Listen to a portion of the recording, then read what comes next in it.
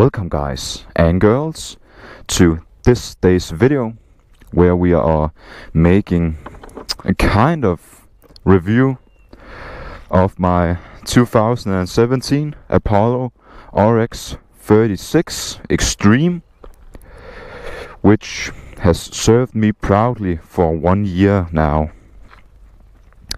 And of course it's a bike made in China. And most of you will probably go, it's a China bike, we don't want that.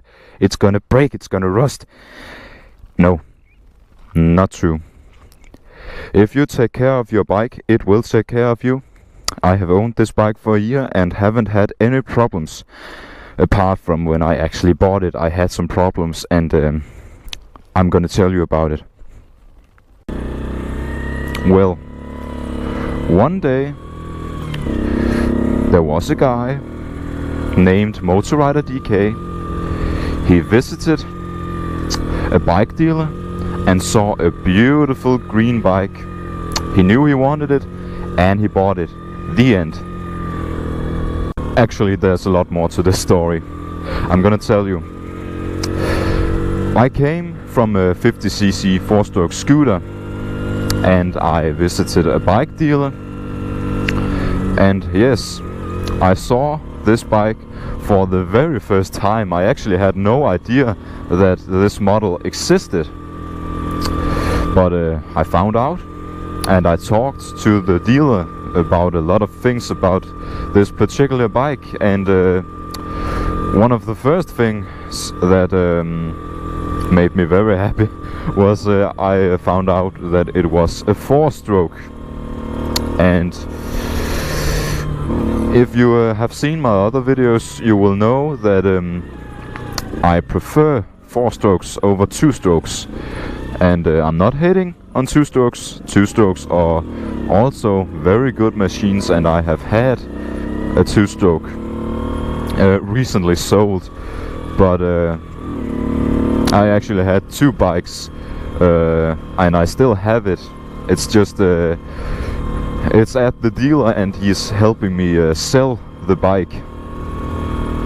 But I bought this one in 2017 in, it was July, I think. Yes, it's July, no, June. In June I bought it, because we are having May now, and I bought it the 1st of June.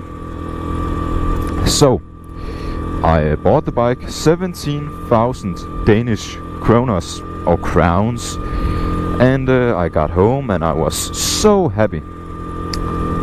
First problem occurred. I got home and I sat the bike and stepped off, and suddenly I saw that the goddamn engine was dripping oil, and I was like, no, it's true, Chinese bikes suck. And I suppose in that criteria they actually do, but it was new and had 2 years warranty, and it actually still has 1 year. So I took it back to the dealer, and a brand new engine was put in it. And this engine that I'm riding now, no problems whatsoever. Sadly, there were more than one problem when I had bought it. The headlight, there was some problems with it. The high beam didn't work, and the exhaust had a leak between the pipe and the muffler. So actually it sprayed the exhaust gases all over my rear shock, which is white. So it actually painted my rear shock totally black with carbon, which was not funny. But I also went back and got that fixed, and that's almost a year ago now. I have not had any problems, so which is very good, because I got a little nervous thinking that maybe I have made a huge mistake buying this bike, but it turns out that it was one of the best purchases that I have ever made. And that's even though, if we can just get up here, supermoto biatch, and slow 50cc acceleration. Never mind. It turns out that it was a good purchase. I was very happy with it. But another reason that I was very, you know what, let's go this way.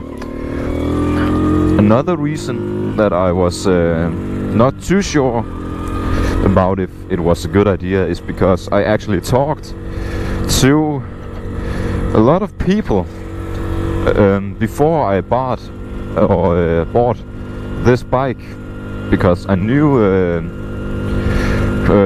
not too long after I had bought my scooter and got my moped license, I knew that I just had to get something with gears and another position and another look. So I visited forums and was writing with people in groups on Facebook, and it's amazing how much hate there is out there for Chinese bikes. And this is the... I'm gonna do an impression now, because this is many of the people you will meet in Denmark who also rides supermotos. They ride the famous Aprilia SX50. And don't get me wrong, it's a cool bike, a very pretty bike, Italian, but they will hate, many of them will hate so much on Chinese bikes. And this is an impression. You don't buy a Chinese supermoto, they will break, they will rust. Okay, that's pretty much how I see them. But yeah, they all told me, don't buy a Chinese bike, it will break, it will rust. It haven't. So, joke's on you. And I can't say if they have had problems with their bikes.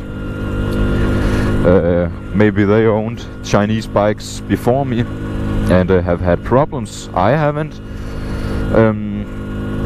So they have, and they naturally have, a hate for Chinese bikes because it didn't work out for them.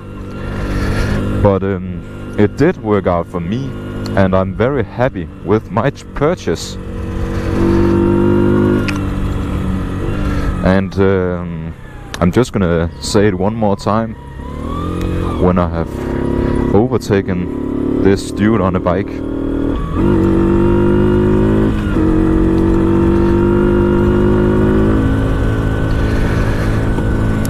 where was I coming from?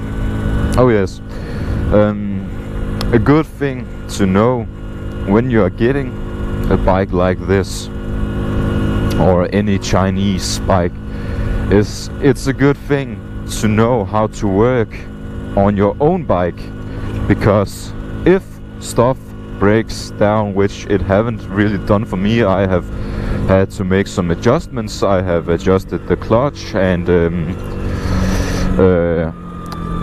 fixed the chain with lube and cleaned it, and that's pretty much it. It has been a good friend for a whole year, no problems whatsoever. But if you get a bike like this, just get yourself into how it works and learn how to fix some of the more easy stuff yourself, because in the end it will save you money. Another thing that will save you money is buying this bike instead of the Aprilia. But don't get me wrong, Aprilia, it's a wonderful bike, it looks sexy as can be, but again, it's so expensive. It's like, if you want it out the door ready to go, I think it's like 26,000 Danish crowns, and this was only 17. That's quite a difference, and if you ask me, I don't think the Aprilia is so much more worth than this bike, because much of what you pay for is the brand itself, not anything else. You just pay for, you have an Aprilia and it's Italian, and I get that. It's a privilege to own an Italian bike. They are awesome machines. But if you just want an affordable supermoto and you don't want to break the bank, just listen to me and at least go look at the Apollo and try to sit on it, because that's what I did. I sat on the bike and it was like a dream, man. I can't tell you enough how awesome a feeling that was, because at that time I have only ridden my scooter, and suddenly I was on this tall machine, and the first ride I did on this bike, it was amazing, because the pull on this thing in first gear, it's pretty extreme. At least for a 50cc, and I will actually show you. Just watch. We are going in first, and if I just choose to rev it up a little and dump the clutch, it would actually pull away from under me, so we are not going to do that, but we are going to take off pretty fast. And there we go. It may not look so fast, and sadly first gear doesn't go on for very long. It's mostly to get going, so that's how that is. But coming from a scooter that was legal in Denmark, it wasn't tuned so that it could go faster than the 30 kilometers per hour. This was an amazing machine to jump on, which is very nice. And actually, this place right here is actually where I bought the bike, my beautiful, beautiful bike, right in there. A year ago, guys. It's hard to believe.